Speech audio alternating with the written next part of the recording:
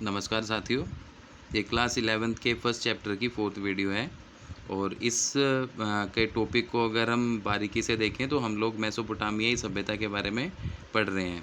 तो पिछली 3 वीडियो में हमने देखा कि मेसोपोटामिया शब्द का अर्थ क्या है, मेसोपोटामिया सभ्यता का भौगोलिक क्षेत्र किस प्रकार का था, साथ ही साथ मेसोपोटामियाई सभ्यता ने किस तरीके से शहरीकरण को और लेखन कला को बढ़ावा देने में अहम भूमिका निभाई। और इन्हीं संदर्भों में हम लोगों ने साथ साथ हड़प्पाई सभ्यता के साथ भी तुलना करने की कोशिश की। तो साथियों, आज का हमारा विषय है दक्षिणी मेसोपोटामिया का शहरीकरण, जिसमें हम लोग मंदिर के बारे में पढ़ेंगे और राजा के बारे में पढ़ेंगे। तो साथियों, शुरुआत करते हैं। तो सबसे पहली बात यह है कि लगभग 5000 ईसा पूर्व के आसपास दक्षिणी मेसोपोटामिया में बस्तियों का विकास होना शुरू हो गया था और इन बस्तियों में से कुछ ने प्राचीन शहरों का रूप ले लिया था।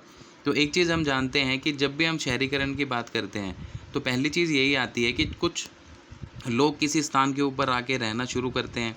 वे अपने जीवन यापन को चलाने के लिए अलग अलग क्रियाकलाप करते हैं, साथ साथ कुछ आर्थिक गतिविधियां भी करते हैं और धीरे धीरे उस जगह पे जनसंख्या बढ़ना शुरू हो जाती है और वही बस्तियां धीरे धीरे कस्बों में रूपांतरित होना शुरू हो जाती हैं और यही कस्बे बाद में शहरों का रूप ले लेते हैं। तो दक्षिणी मेसोपोटामिया में शहरीकरण की अगर बात करें तो लगभग 5000 ईसा पूर्व में प्राचीन शहर अस्तित्व में आना शुरू हो चुके थे। अब ये देखें कि दक्षिणी ये जो शहर थे वो किस तरीके के थे। तो बेसिकली शहर कई प्रकार के होते थे। मेसोपोटामियाई सभ्यता में कई तरीके के शहर थे और मुख्यतः हम 3 प्रकार के शहरों की बात करने वाले हैं। पहले वे शहर थे जो मंदिर के आसपास विकसित हुए, यानी ऐसे शहर जिन शहरों के उद्भव में या उत्थान में मंदिरों की अहम भूमिका थी। तो एक तो इस प्रकार के शहर अस्तित्व में आए। दूसरे वे शहर जो व्यापार के केंद्र के रूप में विकसित हुए, यानी कुछ ऐसे शहर रहे होंगे जो व्यापारिक गतिविधियों के चलते अपने अस्तित्व में आए और बाद में व्यापार के बड़े केंद्रों के तौर पे जाने गए। इसके अलावा तीसरे वे शहर थे जिन्हें शाही शहर के रूप में जाना जाता था। तो अगर बात की जाए तो एक सवाल ये बनता है कि दक्षिणी मेसोपोटामिया में शहरीकरण का दौर कब शुरू हुआ। तो लगभग 5000 ईसा पूर्व में शुरू हुआ, क्योंकि उस दौर में जो बस्तियां थी उन बस्तियों ने शहरों का रूप ले लिया। दूसरा सवाल ये बनता है कि दक्षिणी मेसोपोटामिया में शहर कितने तरीके के होते थे। तो दक्षिणी मेसोपोटामिया में शहर 3 तरीके के होते थे। एक वे शहर जो मंदिरों के इर्द गिर्द विकसित हुए थे, यानी जिनके उत्थान या उद्भव में मंदिरों की अहम भूमिका थी। दूसरे तरीके के वे शहर जो व्यापारिक केंद्रों के रूप में अस्तित्व में आए, यानी ऐसे शहर जिनमें जो व्यापारिक गतिविधियों के चलते बड़े बड़े शहरों या बड़े बड़े व्यापारिक केंद्रों के रूप में जाने गए। और तीसरे वे शहर जो शाही शहर थे, यानी जिनका संबंध कहीं ना कहीं मेसोपोटामिया की राजनीतिक व्यवस्था में सत्ता में जो लोग काबिज थे उनके साथ संबंध था। तो 3 प्रकार के शहर मुख्यतः हमें देखने को मिलते हैं। तो साथियों, बेसिकली होता क्या है, होता ये है कि जब बाहर से आके लोग किसी जगह पे रहना शुरू कर देते हैं और हम उनके मूल स्थान के बारे में कि भाई वो कहाँ से आए हैं, ठीक है, किस जगह से बिलोंग करते हैं, उसके बारे में नहीं जानते हैं, लेकिन वो बाहर से आके किसी जगह पे रहना शुरू कर देते हैं। तो जब वो रहेंगे तो अपने रोज़मर्रा की ज़िंदगी को जीने के लिए अलग अलग गतिविधियाँ करेंगे। अपने धार्मिक मान्यताओं को पूरा करने के लिए जो भी ज़रूरतें हैं उनको भी अस्तित्व में लाने की कोशिश करेंगे। तो इसी तरीके से जो लोग दक्षिणी मेसोपोटामिया में बाहर से आए थे, ठीक है, जिनके बारे में अभी तक हमें ज़्यादा खास जानकारी नहीं है, उन्होंने क्या किया, अपने अपने इलाकों में अपनी अपनी बस्तियों में कुछ स्थानों को चुना और उन स्थानों के ऊपर उन्होंने मंदिर बनाने शुरू कर दिए। ठीक है, तो अभी हम मंदिरों के बारे में पढ़ने वाले हैं कि दक्षिणी मेसोपोटामिया में मंदिर किस तरीके का होता था। कई बार ये सवाल पूछा जाता है कि मंदिरों की विशेषताएं बताइए। ठीक है, इस सभ्यता में जो मंदिर अस्तित्व में आए थे उनकी विशेषताएं बताइए। क्यों मंदिर पढ़ रहे हैं, उसके पीछे कारण ये है कि अगर हम मंदिर पढ़ते हैं तो हमें कहीं ना कहीं ये पता चलेगा कि ऐसे कौन से शहर हैं जो मंदिरों की वजह से अस्तित्व में आए। तो शुरुआत करते हैं थोड़ा सा और आगे बढ़ते हुए मंदिरों के बारे में। तो मंदिर की अगर बात करें तो जो सबसे पहला ज्ञात मंदिर था दक्षिणी मेसोपोटामिया में, वो एक छोटा सा देवालय था, यानी एक छोटा सा मंदिर था जो कच्ची ईंटों का बना हुआ था।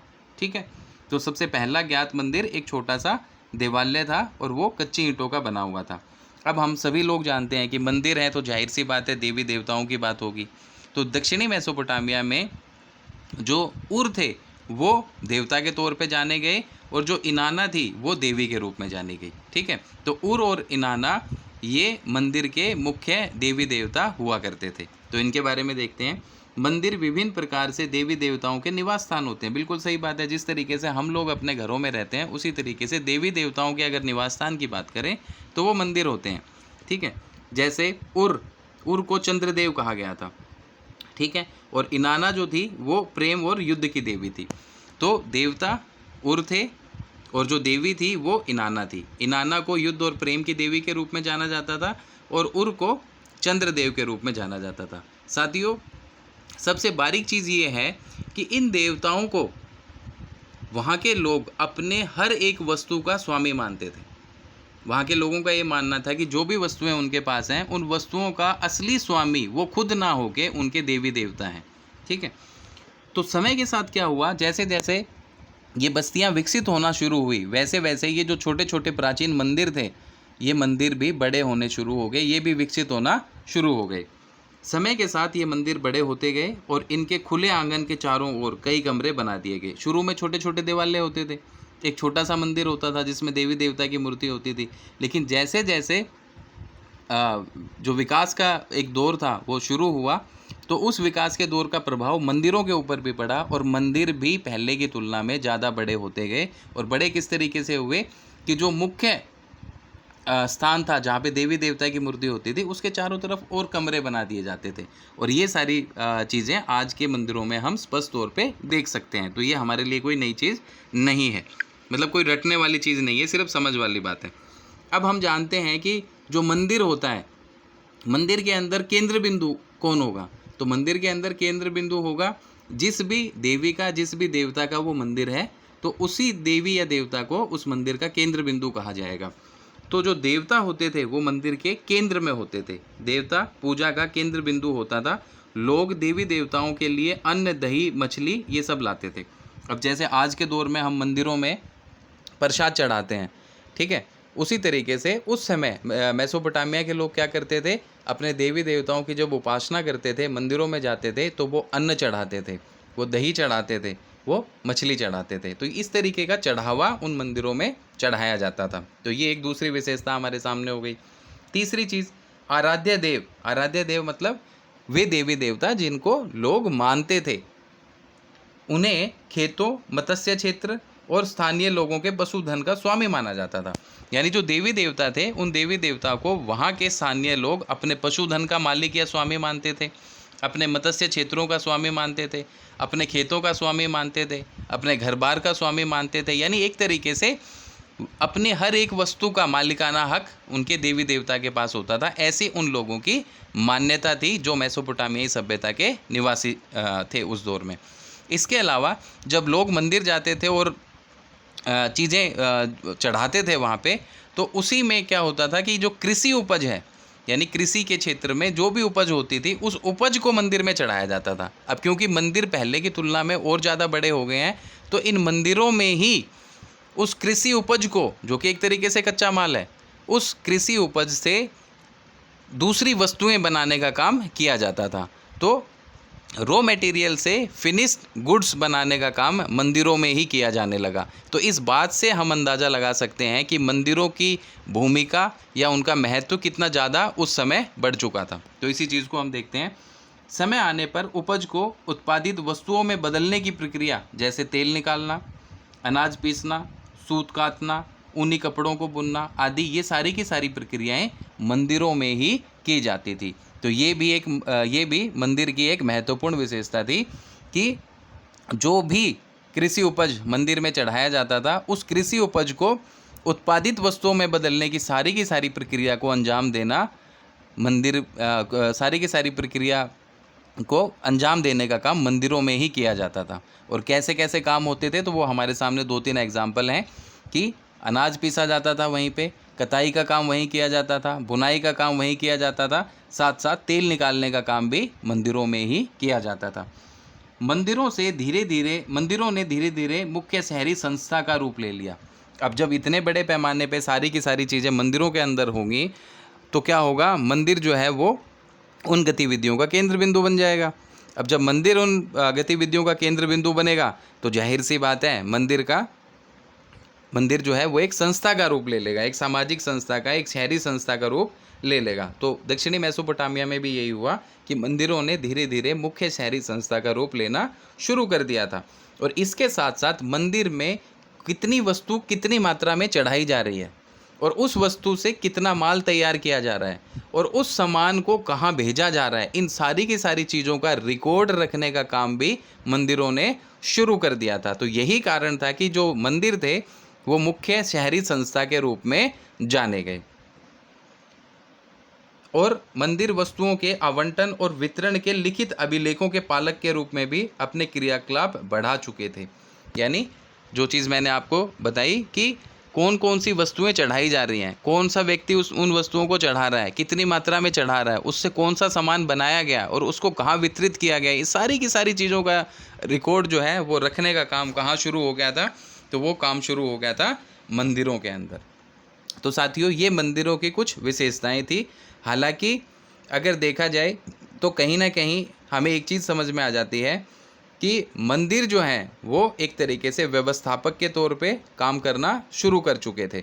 और यही कारण था कि जब मंदिरों में हिसाब किताब लिखा जाना शुरू हुआ, जब लिखित रिकॉर्ड रखना शुरू कर दिया गया, तो इससे कहीं ना कहीं लेखन कला को भी और ज़्यादा बढ़ावा मिला। तो शहरीकरण और लेखन कला के बीच में एक सीधा सा संबंध हमें यहाँ से देखने को मिलता है। अब हम बात करने वाले हैं उस दौर के शासकों के बारे में। तो साथियों, उससे पहले मैं छोटी सी एक बात बता देता हूँ कि मेसोपोटामियाई सभ्यता में जो ज़मीन थी वो काफ़ी ज़्यादा उपजाऊ थी, यानी उसके अंदर उपजाऊपन था। उपजाऊपन का कारण भी है कि भाई वहाँ पे नदियाँ थी और उन नदियों की भी सहायक नदियाँ थी, तो पानी की कोई कमी तो थी नहीं। तो इसके चलते कृषि उपज काफ़ी अच्छा होता था। लेकिन इस खास विशेषता के बावजूद कई बार ये देखने में आता था कि जो कृषि क्षेत्र है वो संकटों से घिर जाता था। और उसके पीछे कारण क्या था कि जो फरात नदी बहती हुई आती थी वो किसी साल तो उसके अंदर बहुत ज़्यादा पानी आ जाता था, जिससे पूरी की पूरी फसल डूब जाती थी, पूरे के पूरे गांव डूब जाते थे। और कभी कभार ऐसा होता था कि उसमें बिल्कुल पानी नहीं आता था, क्योंकि वो अपना रास्ता बदल लेती थी। तो जिन इलाकों में पहले उससे सिंचाई होती थी वो सारे के सारे इलाके या वो सारे के सारे खेत सूखे रह जाते थे। तो कभी बाढ़ की स्थिति जिसमें सारी की सारी फसल बह जाती थी या डूब जाती थी, और कभी सूखे की स्थिति।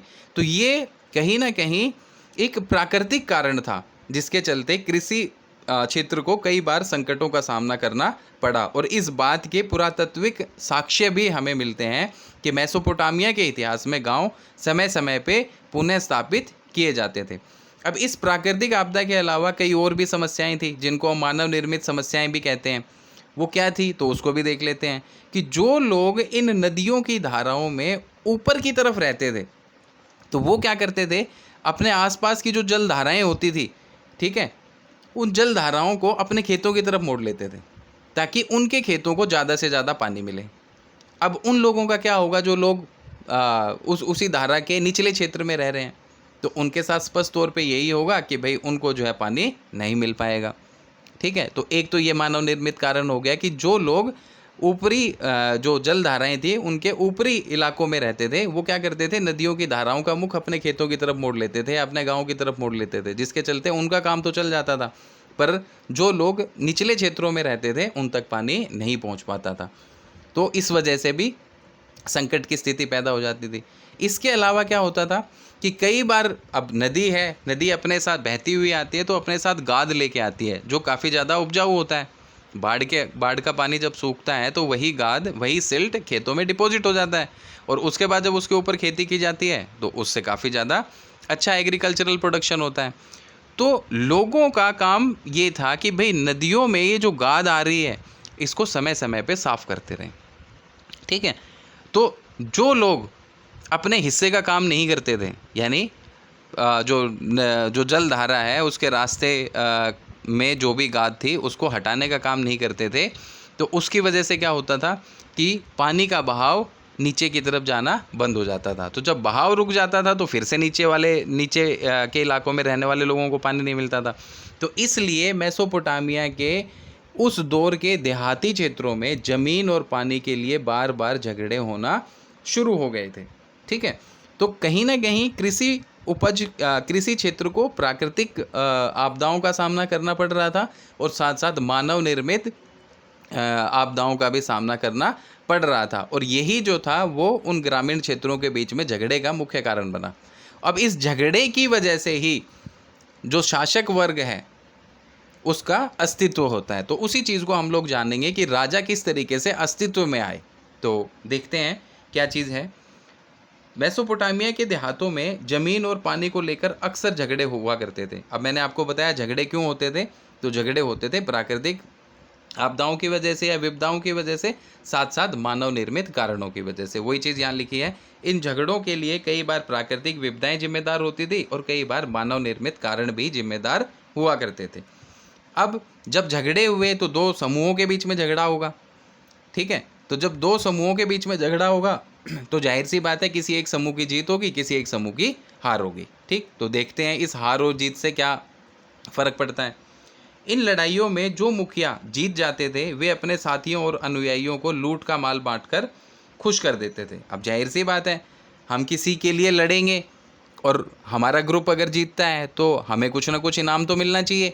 ठीक है, कुछ मिलेगा ही नहीं तो हम फालतू में क्यों लड़ाई लड़ेंगे। तो जो लोग इन लड़ाइयों में मुख्य भूमिका निभाते थे, एक लीडर की भूमिका निभाते थे, वो क्या करते थे, लड़ाइयों को जीतने के बाद में जो भी उनके हिस्से में माल आता था उस माल को वो अपने अनुयायियों और अपने साथियों में बांट देते थे, जिससे उनके साथी और अनुयायियों की स्वामी भक्ति उस व्यक्ति के अंदर बनी रहे। ठीक है, खुश कर देते थे तथा हारे हुए समूहों में से लोगों को बंदी बनाकर अपने साथ ले जाते थे। अब जो समूह हार गया है वहाँ के लोगों को बंदी बना लिया जाता था और उनको अपना नौकर या चौकीदार बना लेते थे। इस प्रकार वे अपना प्रभाव अपने अनुयायियों के बीच में बढ़ाने में सफल हो पाते थे, जिससे अनुयायियों की संख्या भी लगातार बढ़ती रहती थी। तो प्राकृतिक और मानव निर्मित कारणों की वजह से जो ज़मीन और पानी को लेकर झगड़े हुए मेसोपोटामियाई सभ्यता में, उसका फ़ायदा क्या हुआ कि कुछ लोग मुखिया वाली स्थिति में आ गए, कुछ लोग लीडरशिप वाली स्थिति में आ गए और उन्होंने अपनी लीडरशिप को चमकाने के लिए क्या किया कि जो भी सामान उनके हाथ लगता था वो अपने समूह के लोगों के बीच में, अपने अनुयायियों के बीच में बांट देते थे और हारे हुए समूह के लोगों को बंदी बना लेते थे। उनको चौकीदार या अपना नौकर या अपना दास बनाने का काम वो करते थे, तो उनसे अलग काम लेते थे और अपने अनुयायियों को खुश कर देते थे। इस सब के चलते उस व्यक्ति का, उस मुखिया का अपने अनुयायियों के बीच में लगातार प्रभाव बढ़ता रहा, जिससे उसके अनुयायियों की संख्या भी लगातार बढ़नी शुरू हो गई। लेकिन हर बार ये जो लड़ाई झगड़े का, फसाद का जो दौर था, इसकी वजह से प्रभाव भी और उन मुखियाओं की जो गतिविधियां थी उनमें भी बदलाव आना शुरू हुआ। धीरे धीरे क्या किया गया, धीरे धीरे उन मुखियाओं ने समाज के कल्याण की तरफ भी ध्यान देना शुरू कर दिया कि भाई समाज की ज़रूरतें क्या हैं, उन ज़रूरतों को पूरा किया जाए। अब उस दौर में अगर देखा जाए तो लोगों की बड़ी आस्था थी मंदिरों के अंदर, तो धीरे धीरे इन मुखियाओं ने मंदिरों के पुनर्निर्माण के ऊपर ध्यान दिया। यही कारण था, अभी हमने पढ़ा मंदिर के बारे में, कि सबसे पहला ज्ञात जो मंदिर था वो एक छोटा सा देवालय, छोटा सा मंदिर था। लेकिन मंदिर धीरे धीरे विकसित हुए। तो विकसित कैसे हुए, वो ऐसे विकसित हुए कि इन मुखियाओं ने सामाजिक कल्याण की तरफ ध्यान देना शुरू किया और मंदिरों का पुनर्निर्माण शुरू किया, जिसके चलते मंदिरों का आकार बढ़ना शुरू हुआ। अब जब मंदिरों का पुनर्निर्माण शुरू हुआ तो जाहिर सी बात है, और कमरे बनाने हैं या उसकी दीवार बनानी है तो उसके लिए कुछ ना कुछ कच्चे माल की ज़रूरत पड़ेगी। तो इन मुखियाओं ने कुछ लोगों को या कुछ लोगों का समूह बना के बाहर भेजना शुरू कर दिया कि भाई आप जो है पत्थर लेके आओ, आप जो है लकड़ी लेके आओ, आप जो है मोती लेके आओ। तो इस तरीके से सामान मंगवाना भी शुरू कर दिया गया। तो वही चीज़ है। लेकिन समय के साथ इन नेताओं ने समुदाय के कल्याण पर अधिक ध्यान देना शुरू कर दिया। देवताओं को कीमती भेंट देना शुरू किया, जिससे मंदिरों की सुंदरता बढ़ने लगी। इन्होंने लोगों को कीमती पत्थर और धातु लाने के लिए दूर दराज के इलाकों में भेजना शुरू कर दिया। मंदिरों की धन संपदा के वितरण और मंदिरों में आने जाने वाली वस्तुओं का हिसाब किताब भी प्रभावी तरीके से रखना शुरू कर दिया। तो जो मंदिर के बारे में हमने पढ़ा कि मंदिर किस तरीके से एक शहरी संस्था का रूप ले लेता है, तो उसका एक कारण यहाँ भी है, इस लाइन में भी छिपा हुआ है कि जो मुखिया थे उन मुखियाओं ने जब सामाजिक कल्याण की तरफ अपना ध्यान देना शुरू किया तो उन्होंने सबसे पहले क्या काम शुरू किया, उन्होंने मंदिरों को कीमती भेंट देना शुरू कर दिया, जिसकी वजह से अब उस भेंट से मंदिरों को और ज़्यादा सजाया गया, मंदिरों में और ज़्यादा निर्माण किया गया और इस निर्माण के चलते लोगों को दूर दराज के इलाकों में भेजना भी शुरू कर दिया गया कि भाई आप पत्थर, लकड़ी, धातु ये सब लेके आओगे। साथ साथ जो भी सामान, जो भी वस्तुएं मंदिरों में चढ़ाई जाती थी उसका रिकॉर्ड रखना शुरू कर दिया। जो भी वस्तुएं वहाँ पे उत्पादित वस्तुओं के तौर पे रूपांतरित की जाती थी उनका रिकॉर्ड शुरू कर दिया। उनको वितरित किया जाता था उसका रिकॉर्ड भी रखना शुरू कर दिया। तो इसके चलते इन लड़ाई झगड़ों का निष्कर्ष क्या निकला कि जब समाज कल्याण की भावना प्रबल हुई तो मंदिरों ने एक शहरी संस्था के रूप में अपना अस्तित्व बनाना शुरू कर दिया। और यही लोग बाद में, अब जब मंदिर के लिए इन लोगों ने, इन मुखियाओं ने काम करना शुरू किया तो लोगों की इनके अंदर आस्था बढ़ गई कि भाई ये इंसान तो बड़े अच्छे हैं, ये तो समाज के कल्याण की तरफ ध्यान दे रहे हैं। तो धीरे धीरे यही मुखिया लोग मेसोपोटामियाई सभ्यता में शासक के तौर पे जाने लगे। इस व्यवस्था ने राजा को समाज में ऊंचा स्थान दिलवाया और समाज पर उसका पूर्ण नियंत्रण स्थापित करने में अहम भूमिका निभाई। तो साथियों, ये राजा वाला हिस्सा था जिसको हमने देखना था। अब हम आगे बढ़ते हैं। आगे बढ़ते हुए हम एक प्रकार के शहर की चर्चा करेंगे और वो शहर कौन सा शहर था? वो एक मंदिर शहर था। उस मंदिर शहर का नाम क्या था? तो उस मंदिर शहर का नाम था उरुक शहर। तो हम उरुक शहर की कुछ विशेषताओं को जानने का प्रयास करने वाले हैं। उरुक शहर सबसे पुराने मंदिर शहरों में से एक था। तो अगर सवाल आता है कि किसी एक शहर का नाम लिखिए जिसे मंदिर शहर के रूप में जाना जाता था, तो वो शहर था उरुक। ठीक है, उर नहीं लिखना है। उर कौन थे? उर चंद्रदेव थे। ठीक है। दूसरी चीज़, सबसे पुराने मंदिर शहरों का में से किसी एक का नाम लिखिए, तो उरुक का नाम हमें लिखना है। अब क्या होता है, इस उरुक शहर से हमें सशस्त्र वीरों और उनसे हताहत हुए शत्रुओं के चित्र मिलते हैं। ये पुरातात्विक खोज की वजह से हमारे सामने आया।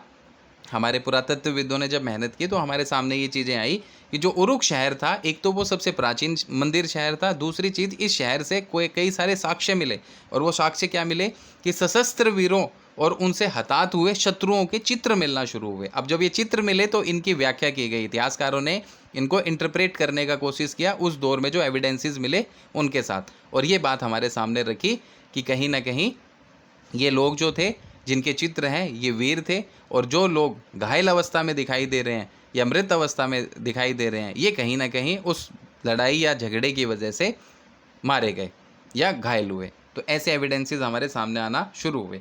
3000 ईसा पूर्व में क्या हुआ? 3000 ईसा पूर्व में इस शहर का अगर हम क्षेत्रफल देखें तो 250 हेक्टेयर था। ठीक है, 3000 ईसा पूर्व के आसपास उरुक शहर का क्षेत्रफल 250 हेक्टेयर हुआ करता था। पर धीरे धीरे इस शहर का क्षेत्रफल बढ़ता ही रहा, यानी उसका विस्तार होता रहा, और विस्तार होते होते कितना हो गया कि 2800 ईसा पूर्व में जाके इस शहर का क्षेत्रफल लगभग 400 हेक्टेयर हो गया था। और ये कहा जाता है साथियों कि इस भूमि में, इस शहर की भूमि में विस्तार के चलते दर्जनों छोटे मोटे गांव कई बार उजड़े मेसोपोटामियाई सभ्यता में, और इन गांव में रहने वाले लोगों को विस्थापित होना पड़ा, दूसरी जगह जाके रहना पड़ा। लेकिन जैसे जैसे इस शहर का विस्तार होता गया तो आने वाली शताब्दियों में तो उसका परिणाम क्या निकला कि इस शहर का क्षेत्रफल मोहनजोदड़ो नगर से 2 गुना हो गया था। मोहनजोदड़ो हड़प्पाई सभ्यता का एक स्थल हुआ करता था, आज भी है, और ये पाकिस्तान के सिंध प्रांत में सिंधु नदी के किनारे स्थित है। इस मोहनजोदड़ो शहर की खोज राखलदास बनर्जी साहब ने 1922 ईस्वी में की थी। तो कहा, इसकी तुलना की है कि उरुक शहर, अगर ये सवाल आता है कि उरुक शहर हड़प्पाई सभ्यता के कौन से नगर से 2 गुना था, तो उरुक शहर हड़प्पाई सभ्यता के मोहनजोदड़ो नगर से 2 गुना था अपने क्षेत्रफल में। कई बार ऐसे भी पूछा जा सकता है कि उरुक शहर मोहनजोदड़ो शहर की तुलना में अपने विस्तार में कितने गुना था, तो वो 2 गुना था। तो ये एक अहम तथ्य है जो हमारे सामने आता है। ठीक है, अब सबसे बड़ी बात ये थी कि जब इतना महत्वपूर्ण शहर है और मंदिर शहर है जिसका क्षेत्रफल लगातार बढ़ता जा रहा है, तो जाहिर सी बात है इसे दुश्मनों से बचा के रखना पड़ेगा। तो इसी के चलते इस शहर के चारों तरफ एक बाउंड्री वॉल खड़ी कर दी गई, ठीक है, एक रक्षा प्राचीर जो है इस शहर के चारों तरफ बना दी गई। उरुक शहर या उरुक नगर की रक्षा के लिए उसके चारों तरफ एक मजबूत दीवार बना दी गई थी। अब इस शहर में जो शासक वर्ग था, उस शासक वर्ग का काम क्या था, तो उसको देखते हैं। शासक के आदेश से आम लोग पत्थर खोदने, धातु खनिज लाने, मिट्टी से ईंट तैयार करने और उनको मंदिरों में लगाने और सुदूर देशों में जाकर मंदिरों के लिए उपयुक्त सामान लाने के काम में लगे रहते थे। यानी शासक वर्ग क्या करता था, शासक वर्ग स्थानीय लोगों को आदेश देता था, उनके लिए काम निर्धारित करता था। और वो काम किस तरीके के थे कि भाई आप जो, कुछ लोगों को ये जिम्मेदारी दी जाती थी कि भाई आप पत्थर लेके आओगे, कुछ लोगों से कहा जाता था कि आप धातु लेके आओगे, कुछ लोगों से कहा जाता था आप खनिज लेके आओगे, कुछ लोगों से कहा जाता था आप लकड़ी लेके आओगे। तो लोगों को आदेश देने का काम यहाँ कौन कर रहा है, शासक वर्ग। और उस आदेश की पालना कौन कर रहा है, तो वहाँ के स्थानीय लोग। तो इस तरीके से शासक वर्ग और स्थानीय लोगों के बीच में एक तरीके का तालमेल बना हुआ था। और इस तालमेल के चलते उरुक शहर ने बड़े पैमाने पे तकनीकी प्रगति अपने दौर में देखी। इसके चलते 3000 ईसा पूर्व में उरुक नगर में खूब तकनीकी प्रगति भी हुई थी। तो ये शासक और स्थानीय जनता के बीच में जब तालमेल हो जाता है तो जाहिर सी बात है वो इलाका प्रगति करेगा ही। कुछ और तथ्य देखते हैं कि किस प्रकार की उन्नति या प्रगति उरुक शहर में देखने को मिलती है। अनेक प्रकार के शिल्पों के लिए कांसे के औजार बनाए जाने लगे थे, ठीक है, तो कांसे के औजार बनाए जा रहे हैं, ये एक तकनीकी प्रगति है।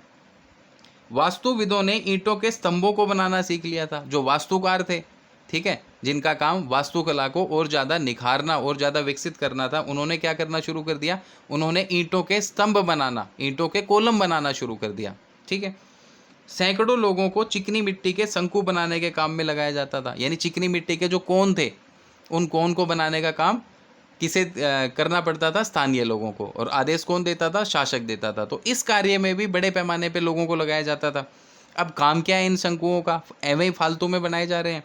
इन शंकुओं में रंग भरकर मंदिरों की दीवारों में लगाया जाता था। यानी ये जो शंकु हैं ये मंदिरों को सजाने के लिए, उसकी सजावट में उसकी सजावट, उसकी सुंदरता को बढ़ाने के काम में लगाए जाते थे।